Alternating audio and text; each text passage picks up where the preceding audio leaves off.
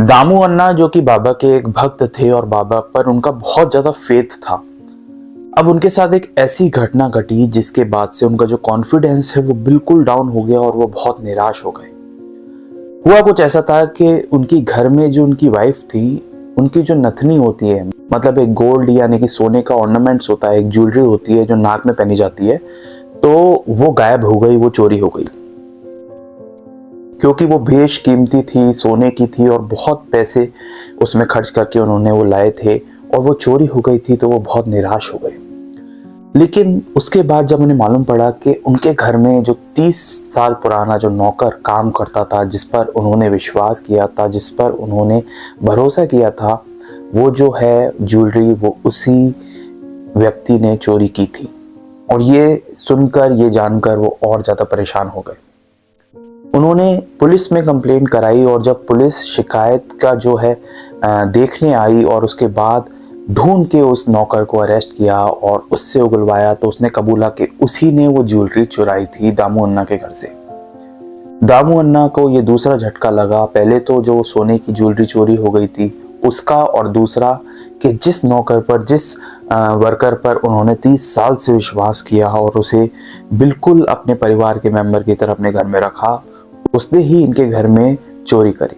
और ये सोचकर दामू अन्ना बहुत ज़्यादा स्ट्रेस के, बहुत ज़्यादा निराशा के शिकार हो गए, क्योंकि वो ये सोचने लगे कि ह्यूमन रिलेशंस कितने कमज़ोर होते हैं,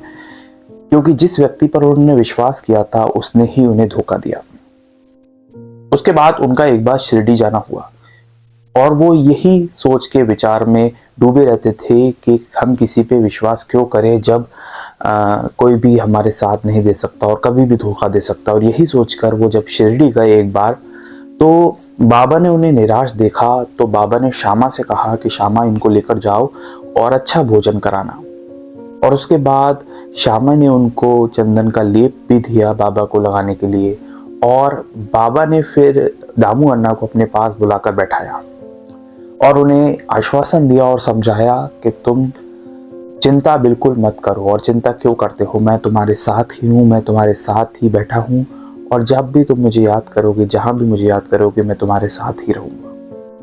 बाबा ने उनको समझाया और कई हद तक बाबा ने उनका जो मनोस्थिति है उसको परिवर्तित कर दिया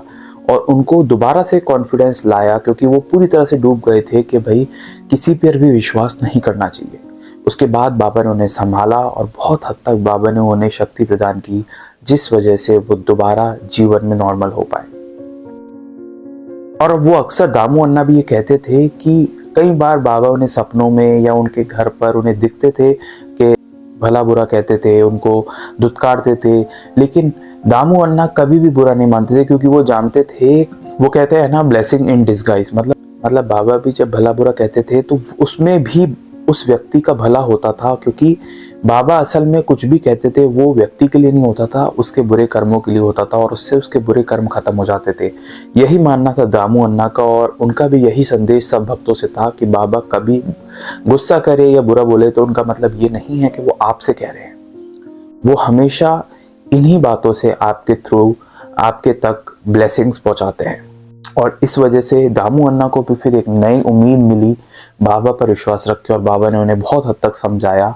और इससे भी हमें बहुत कुछ समझने को मिलता है कि कभी कभार हमारे जीवन में कुछ ऐसी घटनाएं होती हैं जिससे हमारा जो मन है वो टूट जाता है और बहुत हद तक विश्वास नहीं कर पाता। लेकिन बाबा की सीख को हमेशा याद रखना जरूरी है कि बाबा हमारे साथ हमेशा है और जो भी हो रहा है उसमें कहीं ना कहीं हमारा ही भला छुपा हुआ है। उम्मीद है आपको ये कहानी सुनकर अच्छा लगा होगा और इसी तरह ढेर सारी रियल हिस्ट्री, असली कहानियाँ इस चैनल पर अपलोडेड हैं, जिन्हें जाकर आप सुन सकते हैं। मैं बाबा से जुड़ी हुई असली कहानी पढ़ता रहता हूँ, समझता रहता हूँ और आप तक पहुँचाता रहता हूँ। मिलेंगे एक नेक्स्ट वीडियो में एक नई कहानी के साथ, तब तक के लिए ओम साई राम।